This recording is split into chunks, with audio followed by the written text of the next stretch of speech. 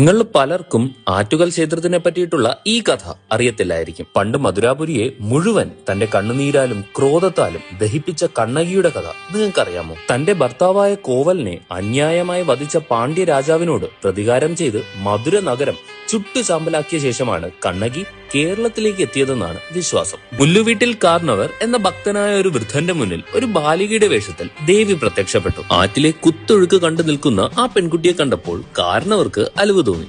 അദ്ദേഹം അവളെ ആറ് കടക്കാൻ സഹായിക്കുകയും തന്റെ വീട്ടിലേക്ക് ക്ഷണിക്കുകയും ചെയ്തു. എന്നാൽ നിമിഷങ്ങൾക്കകം ഈ കാർണവരുടെ മുമ്പിൽ നിന്ന് ഈ പെൺകുട്ടി അപ്രത്യക്ഷമായി. ഇത് കണ്ട കാർണവർ വല്ലാതെ അത്ഭുതപ്പെട്ടുപോയി. ആ രാത്രിയിൽ ഈ പറയുന്ന കാർണവർ ഒരു സ്വപ്നം കണ്ടു.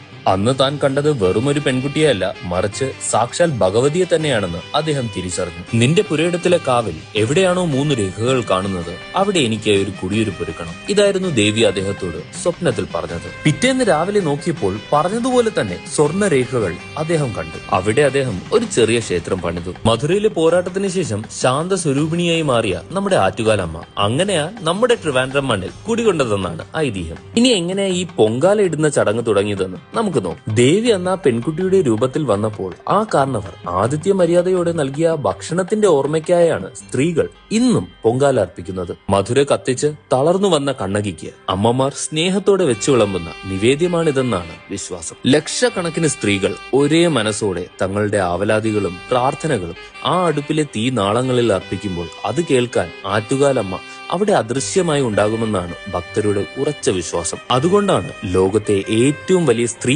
കൂട്ടായ്മയായി ഈ ഉത്സവം മാറിയതും.